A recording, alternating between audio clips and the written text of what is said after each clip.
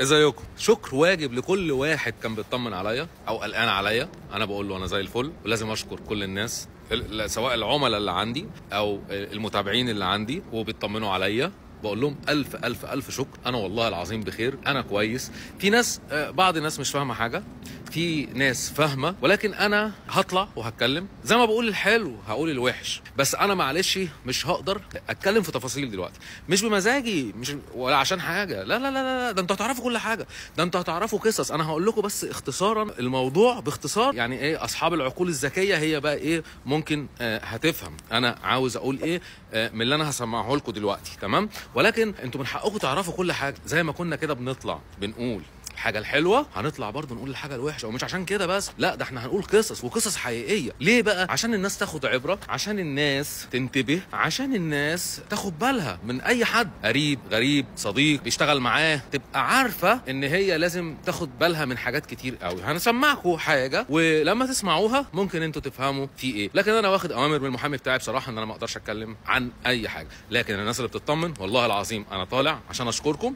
واقول لكم ان انا كويس جدا جدا جدا، اللهم لك الحمد. معايا ربنا اللي احسن من اي حد، والله العظيم معايا اللي احسن من اي حد. اللي بص لو الدنيا كلها كده جت عليا وحاولت ان هي تهز في اسمي، وحاولت ان هي تشوه في سمعتي، وحاولت تقول اللي تقوله، تمام؟ عايز اسمعكم بس حاجه، معلش الدنيا بتمطر، اسمع ده وانت هتفهم حاجات كتير قوي.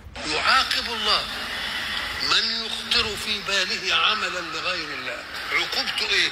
ان اللي عمل له العمل يجحده وينكره ويبقى خصم له ويكرهه، ولذلك يقول لك اتقي شر من مين؟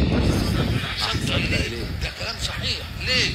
لان اللي بتحسن اليه بتدق كبرياء، يعني انك انت في يوم كانت ايدك عليا عليه، فاذا ما اخذ حظا من الحياه يبقى قاعد في وسط الناس نافش ريشه، ولما تيجي انت تدخل فيحب ان لا يراك. عايز اشوفك. يحبه ويمكن يعمل لك مكائد عشان تخفى من سكته، لانك الوحيد اللي بتدك ايه؟ اللي بتدك ايه؟ كبرياء. وفي الواحد يعمل عمل لله، ولذلك يسلم الله من عمل عملا لغيره، يقول له انا اسلمتك لمن عملت له، خذ جزاءك منه.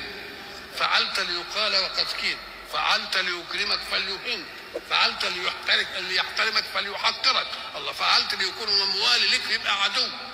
يبقى اذا العمل يكون ايه؟